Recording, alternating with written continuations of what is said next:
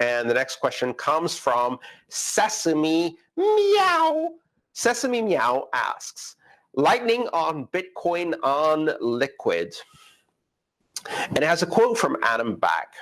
Lightning on Bitcoin on Liquid, Liquid being a sidechain connected to Bitcoin, which trades in liquid Bitcoin or LBTC. Bitcoin layers connecting and converging. People may not know that Lightning can bridge multiple networks. How does this work? Are there multiple Lightning networks, and how do they interact with each other? This is a really interesting early proof of concept. Now, not many people realize that Lightning is not just a Bitcoin project.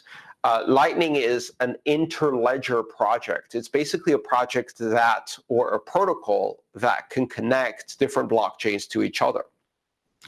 Any blockchain that can support a few basic primitives, specifically the ability to have a time-locked contract that can be unlocked using a hash pre-image, also known as a hash time-locked contract, or HTLC. And you can build these with very simple primitives.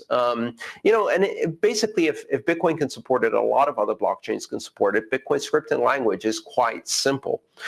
So any blockchain that can support these fundamental primitives can then implement the Bolt protocols. Bolt is basics of Lightning technology, and it's the interoperability specification or standard for Lightning. And if a project implements the Bolt protocols, then they can participate in the Lightning network. The question from Sesame, are there multiple Lightning networks, and how do they interact with each other? No, it's one network.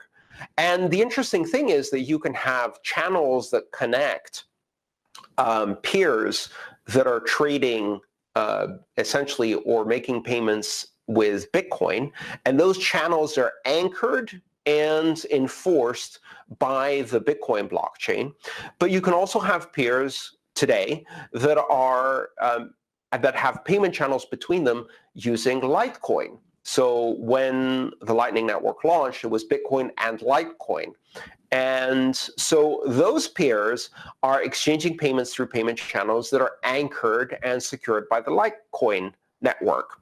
And recently, with the introduction of liquid BTC clients that can implement the Bolt protocols, you can have nodes that have payment channels with each other that are on the liquid sidechain, which is a blockstream project for connecting exchanges together, primarily, or large liquidity providers. Now, if you have a node that operates on the Bitcoin blockchain, the Litecoin blockchain, and the Liquid blockchain, or any pair of those, then that node can have payment channels on Bitcoin and payment channels on Litecoin or Liquid, and can then route payments between them, which means that you can send a payment, and by sending it via this node, you can originate a payment in Bitcoin that then gets transmitted in Liquid Bitcoin or Litecoin at the other end. Theoretically, at least, you could write smart contracts that implement this in Ethereum. So then you could route payment channels that make payments from Bitcoin that get paid in Ether. You could do this across any number of blockchains, an unlimited number of blockchains. And as long as there are some nodes that enable you to make that conversion with a specified exchange rate, then you can route your payments and effectively use the Lightning Network also as a decentralized exchange.